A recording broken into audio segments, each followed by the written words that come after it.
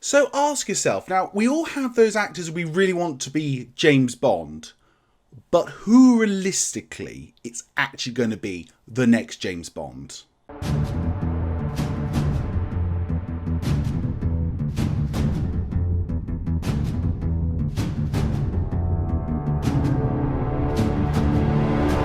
The whole circus of who is going to be the next James Bond is a repeat that happens every now and then within the Bond series. Typically it goes like this.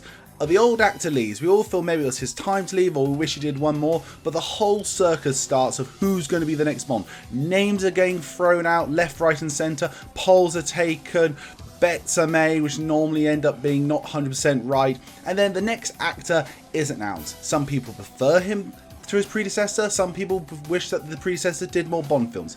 But the new film comes out and let's just say for the benefit here, it's a success. Everyone loves the new film, everyone loves the new actor and they can't wait for him to do his next film.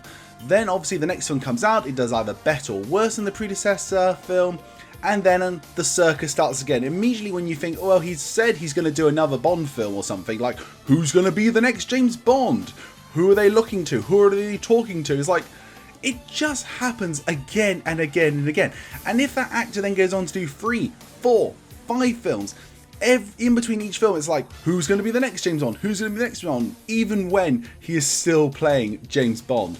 But heck, it's the circus and we all love it. I really do love in between Bond films this whole real excitement with us whole band fans discussing who do we think is going to be the next James Bond. Well, we really like this person, well, we really like this person. Yes, but we feel Bond should be this way, so this person should be right. But we feel James Bond should be this way and they should do it like this way. It's so fun to speculate and have fun discussing who we think generally don't turn out to become James Bond.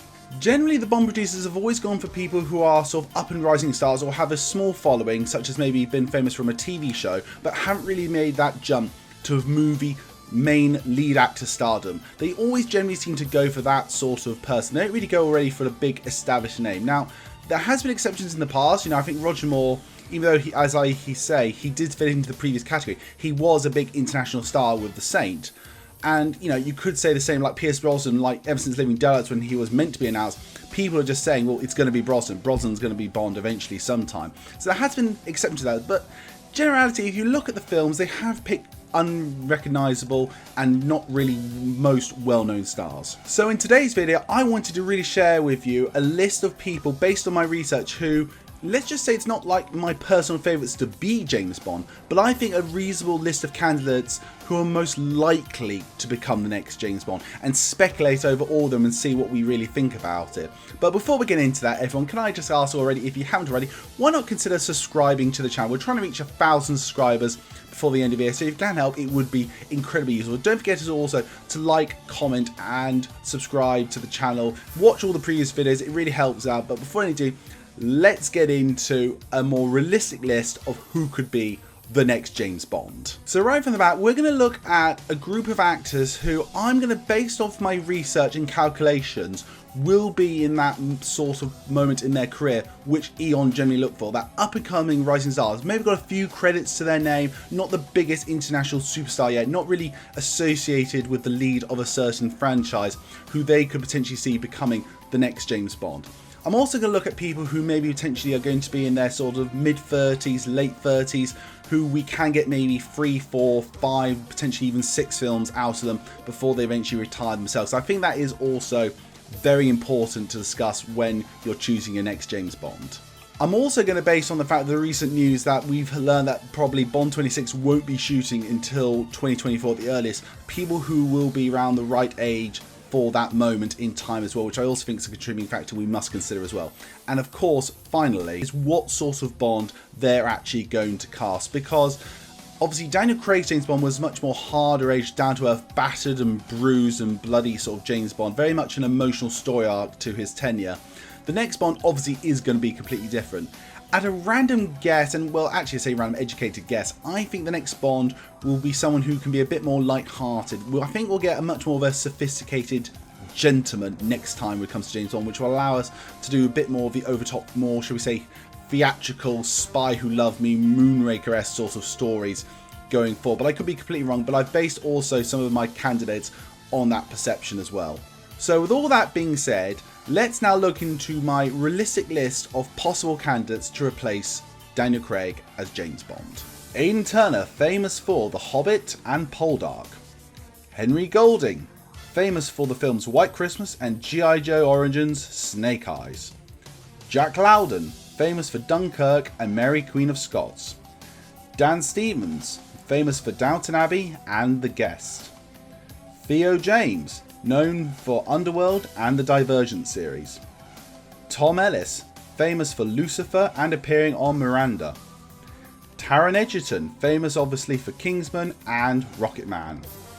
Renaud Jean Page, famous for the TV show first season of Bridgerton and the upcoming Dungeons and Dragons movie. Sam Huygen, very famously for the Amazon show Outlander and the spy film SAS Red Notice. And finally, James Norton, fame of McMafia and Grantchester.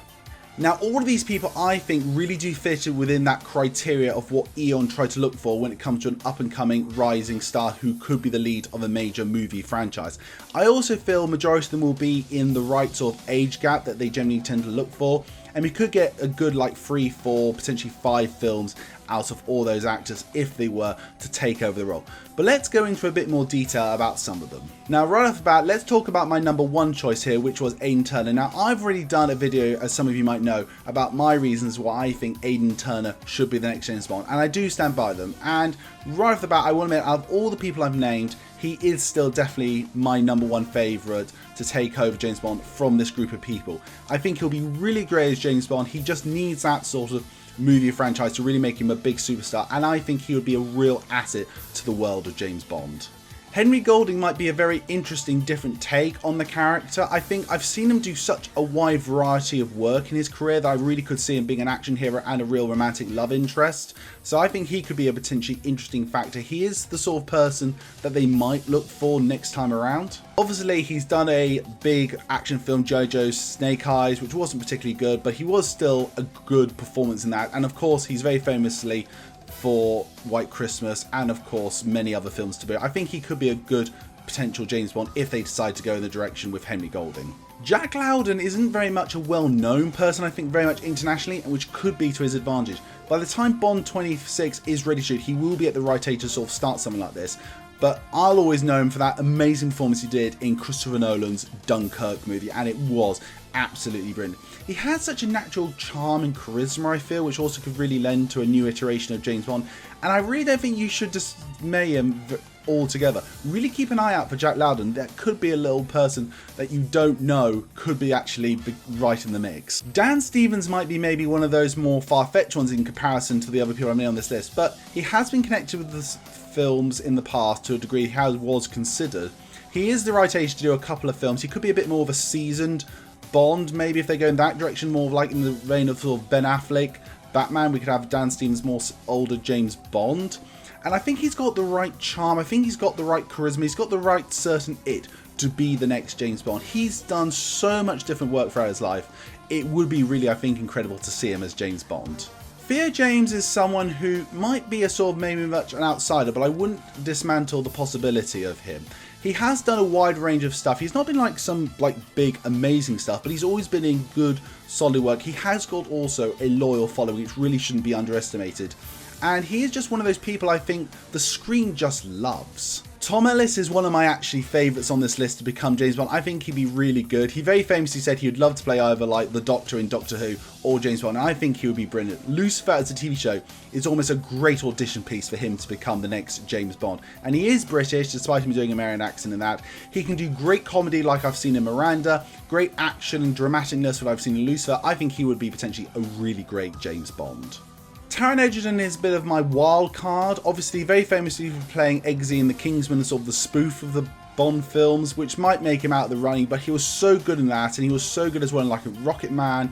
I think as an actor of that calibre, he should be considered very much so. He will be the right age when the film's ready to go, and it could be a unique, different take if Taran Edgerton was to play James Bond. But obviously, very famously, he might actually be joining the MCU soon, so that might rule him out at all.